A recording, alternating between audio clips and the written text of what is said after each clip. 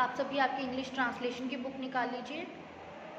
Lesson number 19, there and it. In this lesson we are going to read about the usages of there and it in English translation. Okay, हम English translation में sentence को translate करते time कहाँ there and कहाँ पर it का use करते हैं वो सीखेंगे। ओके, आपकी बुक में कुछ मॉडल सेंटेंसेस दिए हुए हैं। मॉडल सेंटेंसेस रीड करने से पहले let's read the rules first.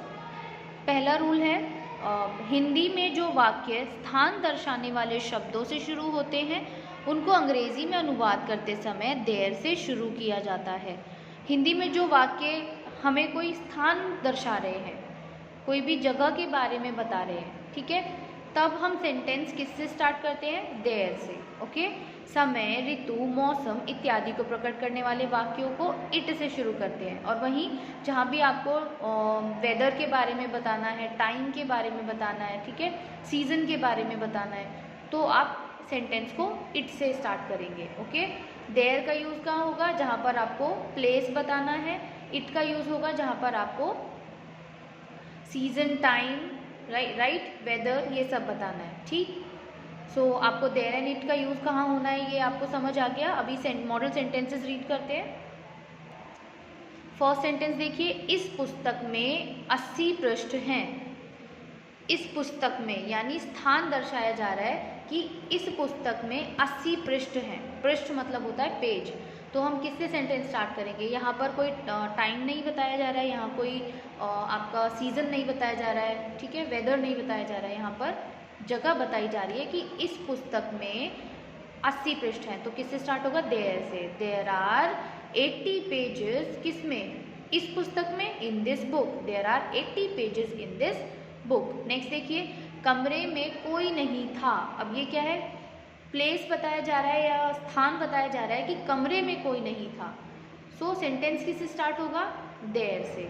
आपको ये तो पता चल गया कि देयर एंड इट कहाँ यूज़ होगा, बट बाकी का जो पार्ट है सेंटेंस का वो कौन से टेंस में है उसका, या कौन से टेंस में, ये आपको पता होना चाहिए। ठीक है, जैसे कमरे में कोई नहीं था, ये क्या है? पास्ट में है, सेंटेंस पास्ट टेंस में है, तो देयर के बाद बाकी जो आप सेंटेंस ट्रांसलेट करेंगे वो पास्ट में ही करेंगे। So there was nobody in the room. अगर ये सेंटेंस इस तरह से होता, कमरे में कोई नहीं है, तो क्या होगा? प्रेजेंट में। प्रेजेंट में हम बनाएंगे there is nobody in the room.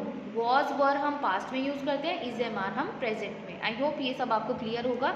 ये हमने बहुत पहले ट्रांसलेशन में सीख चुके हैं। ठीक, usages of was, were, there, was, were, is, am, are, has, have, had, इन सब का यूज़ हम बहुत पहले पढ़ चुके हैं। ठीक, गांव में एक किसान रहता था। अब ये क्या है? मैंने आपको बताया जो सेंटेंस का टाइप है और टेंस है उसके अकॉर्डिंग सेंटेंस को आगे ट्रांसलेट करना है। तो यहाँ पर प्लेस बताया जा रहा है कि गांव में एक किसान रहता था, तो देयर से स्टार्ट होगा। There lived a farmer in a village. ठीक, मेरी घड़ी में 5 बजे हैं। अब यहाँ पर टाइम बताया जा रहा है और टाइम के लिए हम सेंटेंस किससे स्टार्ट करते हैं? इट। बजे हैं, प्रेजेंट की बात हो रही है। It is 5 o'clock bye my watch. ठीक, नेक्स्ट देखिए, शाम का समय था। अब ये क्या है? पास्ट में है और टाइम बताया जा रहा है। सो इट से सेंटेंस स्टार्ट होगा। It was evening. It was evening, शाम का समय था। कल बड़ी सर्दी थी, अगेन पास्ट, और क्या बताया जा रहा है? मौसम बताया जा रहा है, तो इट से स्टार्ट होगा। It was very cold. कब? कल, yesterday. It was very cold yesterday. I hope आपको इट एंड देयर का यूज़ क्लियरली समझ आ गया होगा। यहाँ पर अभी हम एक्सरसाइज भी इसी वीडियो में कवर करेंगे, बिकॉज ये जो लेसन है ये बहुत ही शॉर्ट है। सो फर्स्ट सेंटेंस देखिए, इस मकान में एक डॉक्टर रहता है। अब रहता है सिंपल प्रेजेंट टेंस, लेकिन देयर से स्टार्ट होगा। There lives a doctor in this house. ठीक, ये lives a doctor in this house क्यों आया ये आपको पता होना चाहिए। सिंपल प्रेजेंट कैसे ट्रांसलेट होता है। हमारी कक्षा में 50 विद्यार्थी हैं। अगेन स्थान बताया जा रहा है।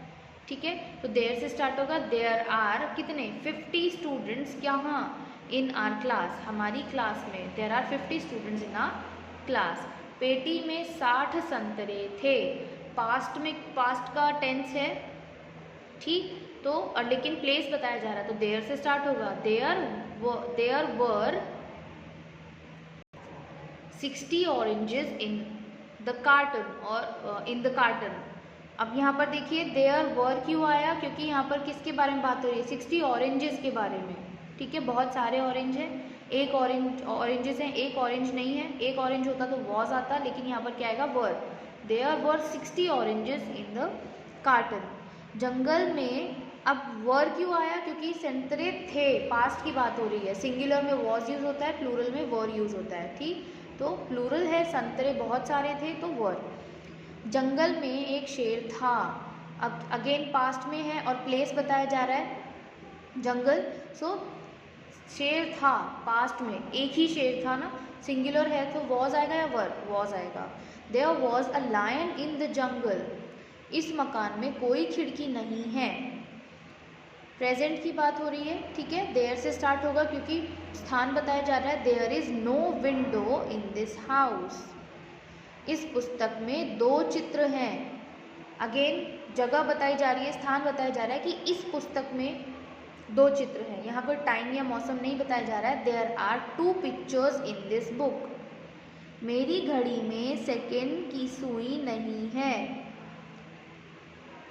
प्रेजेंट में है sentence, there is no second hand in my watch. Second की सुई को हम क्या बोलेंगे, सेकेंड हैंड।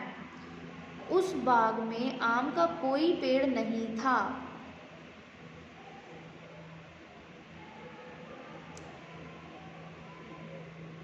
अब यहाँ पर एक भी पेड़ नहीं था। So there was no mango tree in that garden. उस बाग में, ठीक है, दैट गार्डन। अगर इस बाग में होता तो दिस गार्डन। दिस दैट का यूज भी हम पहले पढ़ चुके हैं। जो चीज़ हमारे पास होती है या पास के लिए हम क्या यूज़ करते हैं, दिस, और दूर के लिए दैट। तो उस गार्डन में, यानी गार्डन दूर है तो that garden. There was no mango tree in that garden. शाम का समय है, प्रेजेंट की बात हो रही है। सो और टाइम बताया जा रहा है। सो इट से स्टार्ट होगा। It is evening. It is evening. जून का महीना था, पास्ट में। मंथ बताया जा रहा है, टाइम हो गया, मंथ भी क्या होता है, टाइम। सो पास्ट में वॉज या वर, वॉज, और सेंटेंस किससे स्टार्ट होगा, इट से। It was the month of June. वर्षा हो रही है। अब एक तो देखिए कॉन्टिन्यूस है ये सेंटेंस, प्रेजेंट में कॉन्टिन्यूस है। ठीक, और सेंटेंस स्टार्ट किससे होगा, इट से, क्योंकि यहाँ पर क्या है, यहाँ पर आपको मौसम बताया जा रहा है। So it is raining. It is rain नहीं आएगा, रेनिंग आएगा, क्योंकि कॉन्टिन्यूस जो सेंटेंस होते हैं उसमें वर्ब की फर्स्ट फॉर्म के साथ आईएनजी ऐड होती है। It is raining. आज बड़ी गर्मी है।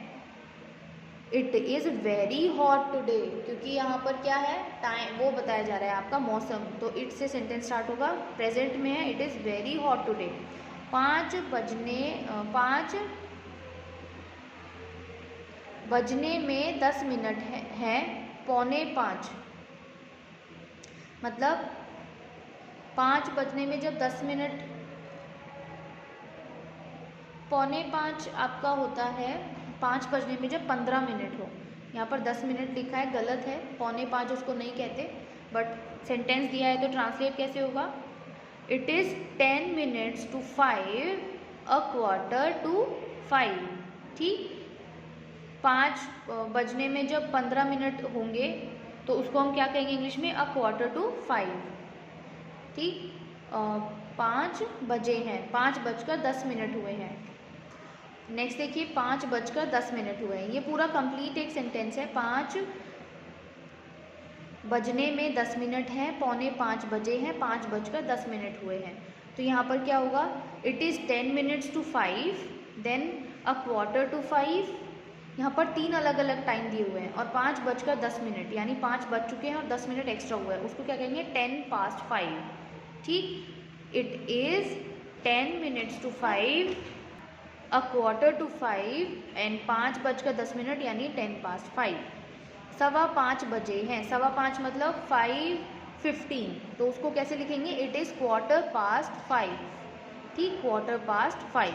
जब कुछ टाइम होकर उतना एक्स्ट्रा हो गया, यानी 5:15 हो गए, तो पास्ट 5, 5:30 का समय है। It is 5:30।